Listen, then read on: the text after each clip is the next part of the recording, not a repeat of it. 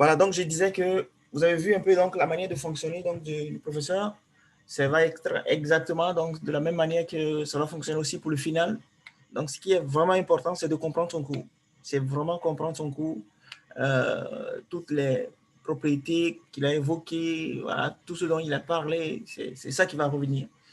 Puis, donc moi, je vais essayer de rester un peu au milieu, en essayant de vous donner les éléments qui vous seront utiles pour bien valider la matière, mais en même temps aussi en essayant de vous donner les outils nécessaires donc, à la pratique, c'est-à-dire à pouvoir échanger avec quelqu'un sur donc, ce qui est de l'économétrie du modèle linéaire, parce que ça, le cours de Douglas, c'est la théorie, ok? C'est-à-dire que de manière théorique, vous pouvez parler avec quelqu'un qui fait de la théorie, mais il faut que vous soyez capable donc, de parler à quelqu'un qui n'a pas de connaissances en économétrie pour pouvoir lui expliquer à quoi ça correspond. Donc, je vais rester un peu au milieu. Je vais jouer ce rôle-là. Donc, en même temps, ne me retenez pas trop de l'autre côté, qui est de vous donner les autres outils. Parce que, en fin de compte, il faut que vous arriviez à valider la matière. Donc, si vous voulez poser des questions, vous pouvez les poser beaucoup plus sur donc, la matière théorique du cours. C'est préférable. Et puis, moi, je vais vous ajouter d'autres éléments. Et vous pouvez vous poser des questions, mais ne tardez pas sur ces éléments. Google est là, YouTube est là. Si vous avez vraiment besoin d'approfondir, je vous assure que mettez quelque chose sur Google, vous allez apprendre comment faire certaines choses de manière pratico-pratique. Je pense que même les codes MATLAB, en tout cas, si vous êtes pratiqué encore, vous allez vous rendre compte que faire une régression en MATLAB ou dans n'importe quel logiciel, prenez Stata, essayez de taper. C'est le reg, ça marche encore dans Stata, même dans R, le reg, ça marche. Donc, regression, ça marche quoi, ça marche. Donc, on va faire de la même manière pour cette deuxième partie. Donc, je vous explique. La première partie est déjà finie. Elle ne reviendra pas pour l'examen final. OK.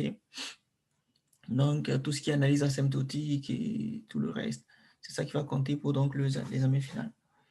Mais bon, bien entendu, l'économétrie est comme les mathématiques.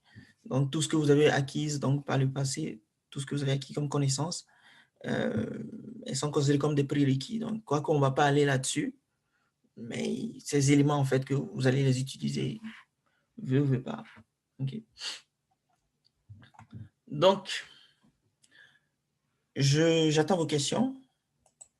Je sais que Tran, il doit avoir des questions. C'est sûr. Vous devez avoir des questions pour moi. Pour aujourd'hui, non, pas encore. Là, je n'ai pas regardé le lien que le professeur avait envoyé, mais vous êtes arrêté où, en fait, au niveau de... Je n'ai pas regardé le lien YouTube pour savoir exactement ce que vous avez fait, mais je sais que vous avez fait l'analyse asymptotique. Okay. En fait, on s'est arrêté à la convergence en distribution ou en loi. Okay. Le théorème central limite? Vous avez vu le théorème central limite?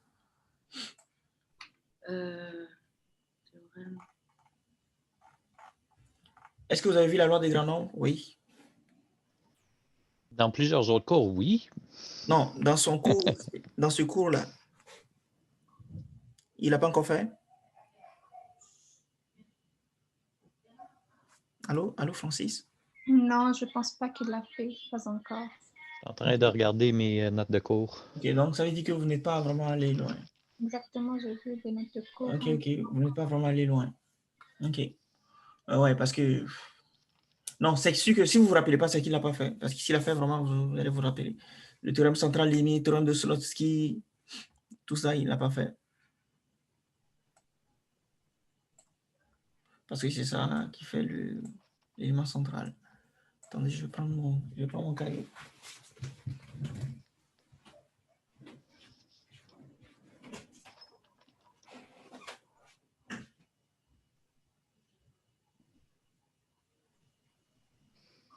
On a vu le théorème de Gauss-Markov.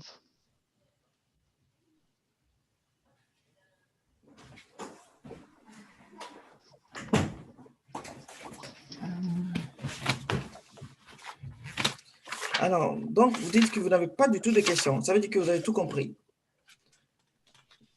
convergence. Non, c'est pas ça. C'est pas qu'on a tout compris. On n'a pas encore révisé le cours, franchement.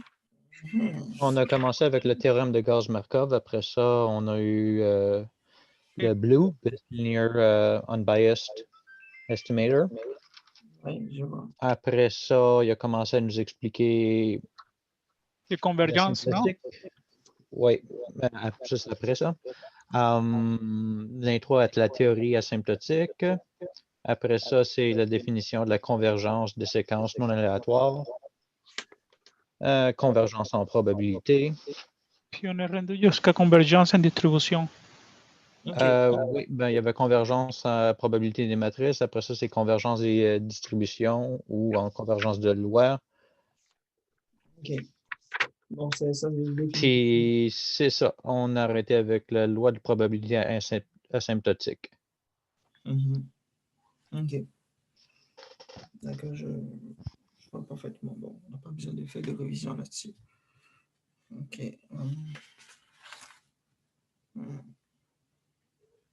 OK. Bon. Ce niveau, il n'y a pas trop d'éléments. C'est vraiment de la mathématique pure, la théorie des probabilités. Donc, des convergences. OK. Écoutez. Donc, vous n'avez pas de préoccupation pour ce cours-là. Donc, ce qu'on va faire, c'est que je vais laisser le prof avancer un peu là-dessus, parce qu'il n'y a pas quand même... c'est-à-dire qu'on va reprendre les mêmes choses, ok? C'est-à-dire qu'on va reprendre les mêmes analyses, mais dans un contexte avec un nombre d'observations assez grand. C'est-à-dire que la version asymptotique. Donc, quand on dit asymptotique, c'est pour dire qu'on est dans un nombre grand d'observations. Ok, le N ou bien le T est grand. Grand T est grand. Donc, on tend vers... on a une grande base de données, en quelque sorte. Dans ce cas, qu'est-ce qui se passe? Est-ce que le bêta chapeau converge? Là, on ne parle plus de biais, parce que le biais, c'est quand on regarde l'espérance de bêta chapeau par rapport à bêta. Maintenant, on va regarder maintenant, est-ce que quand le nombre augmente, est-ce que bêta chapeau s'éloigne de bêta ou se rapproche de bêta? Donc, est-ce qu'il y a une convergence de bêta chapeau vers bêta? Et l'autre chose qu'on va regarder aussi, est-ce que la loi de bêta chapeau va converger vers une loi normale aussi? Donc, il y a ça. C'est-à-dire que la loi, quand le grand T devient grand, donc au fur et à mesure que la base de données devient grand, est-ce que les mêmes réalités qu'on observait donc dans les petites bases ou bien avec un nombre fini ou un nombre réduit, est-ce qu'on observe ces mêmes réalités avec un nombre infini, infini entre griffes, bien entendu, c'est-à-dire assez grand. Et on va regarder aussi comment est-ce qu'on peut trouver donc la matrice de variance-covariance de bêta chapeau. On va regarder comment est-ce que... ouais, c'est essentiellement ça. Les deux choses qu'on va regarder. Bêta chapeau qui va converger vers bêta et puis la loi de bêta chapeau. Donc, sur loi normale et puis on va essayer de calculer sa matrice de variance et covariance également. Donc, c'est ce travail-là qui va être fait. Après, bon, il va aborder la question des doubles moines carrés ordinaires, c'est-à-dire les variables instrumentales. Donc, le processus, je vous l'explique. Hein. Premièrement, on a considéré toutes les hypothèses et après, il va commencer à retirer les hypothèses une à une pour voir qu'est-ce que ça modifie. Donc, vous allez regarder ça. Les hypothèses, on va les enlever. Par exemple, on va enlever l'hypothèse donc de la non-exogénité, donc la matrice X qui ne va pas être vraiment indépendant donc des termes d'erreur. Et puis, on va voir quelles sont les conséquences que cela va entraîner. J'espère que vous comprenez un peu mon langage, vu qu'on a passé quand même un bon bout de temps sur le modèle linéaire. Je me dis que tout ce que je raconte, vous le comprenez bien. D'accord, donc, même si je vais vite, bon, vous savez de quoi ça parle. Donc, c'est un peu le trajet que ça va suivre, la deuxième partie. Mais avant donc d'en arriver là, le professeur a besoin de vous présenter quelques propriétés mathématiques dont vous allez vous servir pour pouvoir expliquer des faits. Donc, les propriétés Et les trois fondamentales sont premièrement la loi des grands nombres, deuxièmement le théorème de Slotsky et troisièmement le théorème central limite. Donc, je vais revenir là-dessus car le professeur va vous les présenter. Donc, il va les présenter, mais avant d'en arriver là, avant de présenter ces trois grands théorèmes, il avait besoin de vous expliquer ce que c'est qu'une convergence en loi, une convergence en probabilité, pour vous mettre dans le bain, pour ceux qui n'ont jamais eu à traiter avec donc, la convergence. C'est pour ça qu'il en parle un peu, mais ça ne vous sera pas très utile. Donc, ce que vous avez vu, quand j'ai dit ça ne vous sera pas très utile, c'est-à-dire qu'il ne va pas vous demander définissez ce qui c'est que la convergence en probabilité. Quoi. Il ne va pas vous demander ça. C'est juste que c'est un pont pour tomber donc, sur la loi des grands nombres, sur le théorème central limite, sur le théorème de Slotsky. C'est là qu'il veut en venir. Donc, une fois qu'il va en arriver là, ce sont ces trois-là dont vous allez vous servir essentiellement pour démontrer maintenant nos deux objectifs qui sont, premièrement, la convergence donc de bêta chapeau vers bêta. Deuxièmement, la convergence, la loi asymptotique, donc la loi quand t augmente de bêta chapeau, la loi de bêta chapeau, on appelle ça la loi asymptotique. C'est ça, le plan, l'objectif, une fois que vous aurez fini ça, donc il va vous aborder donc, les variables instrumentales. Mais bon, vu que vous n'avez pas beaucoup à avancer, moi je vais essayer de, on va s'amuser un peu avec MATLAB, il ne faut pas qu'on se sépare comme ça. Monsieur, excusez-moi. Oui. Juste pour revenir à ce que vous venez de dire là, on va voir si bêta chapeau va converger vers le bêta. Mais parce que bêta est inconnu, on ne sait pas vraiment exactement la valeur de bêta. Comment on peut savoir que bêta chapeau va converger vers bêta? Oui, on est dans un cadre théorique. Okay? C'est la théorie. Et on est dans un cadre théorique et donc on nomme bêta chapeau l'estimateur de bêta. Et puis, on trouve les conditions qui doivent être réunies pour que ce bêta chapeau-là converge vers bêta. Donc, c'est vraiment théoriquement. Et puis maintenant, donc, dans la pratique, le seul que vous connaissez, c'est bêta chapeau. Vous ne connaissez pas bêta. Mais si les conditions théoriques qu'on avait, dans lesquelles on avait démontré, bien entendu, la convergence de bêta chapeau, si ces mêmes conditions sont vérifiées, dans le cadre pratique, on pourra dire que bêta chapeau converge vers bêta, même si on ne connaît pas ce bêta-là, on peut dire que la valeur qu'on a ici, dans notre cadre pratique, est une estimation de bêta, et que quand le nombre est grand, cette valeur-là, c'est bêta.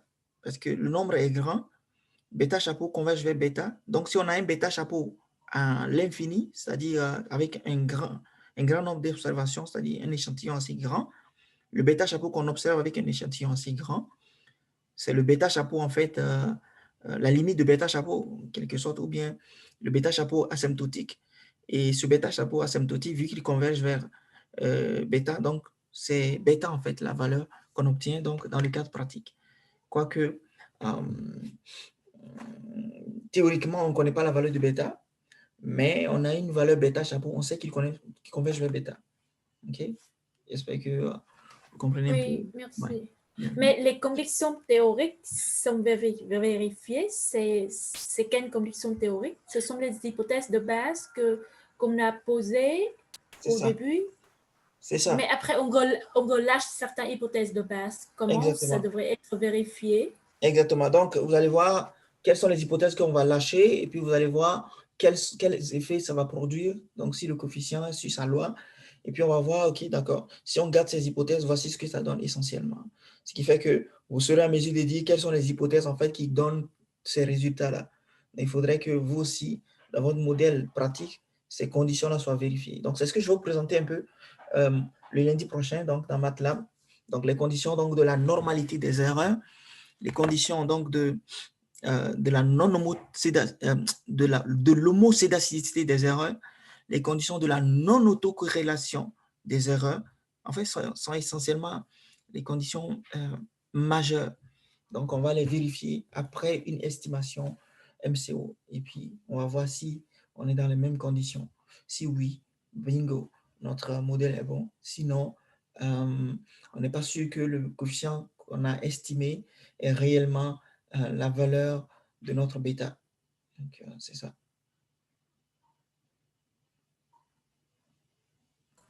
Oui, c'est bon, merci beaucoup. Bien vu. Donc, maintenant qu'est-ce qu'on va faire? Maintenant, on va faire de MATLAB. Vu que je ne vous ai pas envoyé le code en fait que je voulais vous présenter aujourd'hui, parce que je n'avais pas du tout pensé que vous n'aviez pas de préoccupation, ou peut-être parce que vous avez fini l'intra que tout le monde a relâché dans son cours. Bon, ça peut se comprendre. Donc, on va ouvrir MATLAB et puis je ne sais pas si ça vous dérange quand on travaille sur MATLAB, même si je ne vous ai pas envoyé les codes d'avance.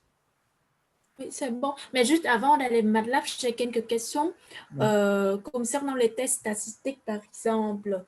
Pour le test Fisher-F, la formule pour calculer, c'est assez compliqué. Donc, grâce à MATLAB ou la régression linéaire dans Excel, on peut trouver la valeur de F de Fisher. Mais par exemple, pour calculer à la main, est-ce qu'il y a une formule simple pour qu'on puisse calculer? Parce que moi, je suis suivi en notre cours de modélisation financière et puis on a donné comme la formule, c'est F est égal à SCO sur le nombre variable explicatif. Après, c'est sur SCR sur nombre d'observations moins nombre de variables explicatives moins 1. Donc, est-ce que cette formule est bonne pour que... Oui, elle est valable. Elle est valable, sauf que comment vous allez pouvoir calculer ça, le SCE? SCE, on peut calculer sur le nombre de X et Y, on peut calculer selon les formules de I moyenne et I calculée, et après on peut calculer SCE et SCR. Oui, en fait, ça revient exactement. Ça, j'ai pu calculer dans Excel. Ça, j'ai pu calculer manuellement dans Excel avec la somme de tout ça. Et puis, c'est ça, donc je peux calculer SCO, SCR, même SCT. Et puis, je connais le nombre de variables explicatives, je connais le nombre d'observations, donc j'applique cette formule pour calculer le F. Oh, oui, ça marche aussi, ça marche aussi. Ça marche aussi. Sauf que, vu que si vous voulez les calculer à la main, ben, ça va vous revenir encore donc, à la formule que le professeur a donnée, quoi. Parce que c'est toujours les mêmes manipulations. C'est ça, donc... OK. Oui, c'est ça, donc je trouve que c'est ça, mais après, c'est vrai qu'avec MATLAB ou avec la régression linéaire dans Excel, c'est beaucoup plus rapide que je calcule ça à la main manuellement.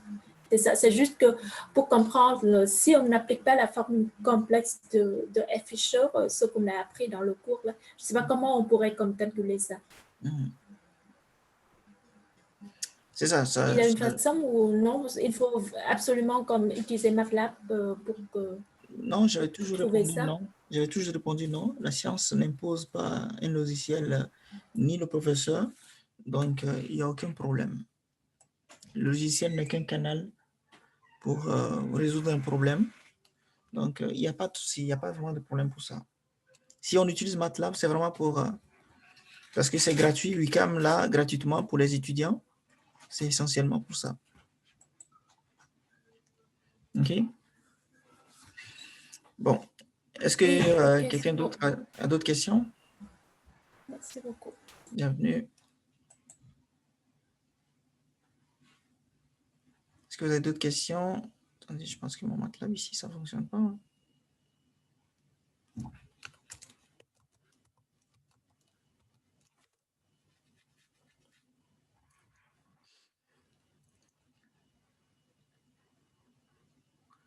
Je vais mettre le MATLAB ici, voir si ça va marcher. Sinon, je vais me déconnecter pour me reconnecter.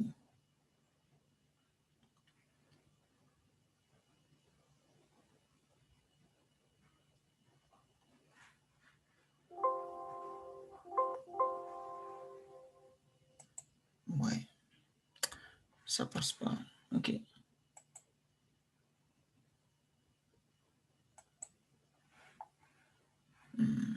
Bon, je vais enregistrer donc cette partie.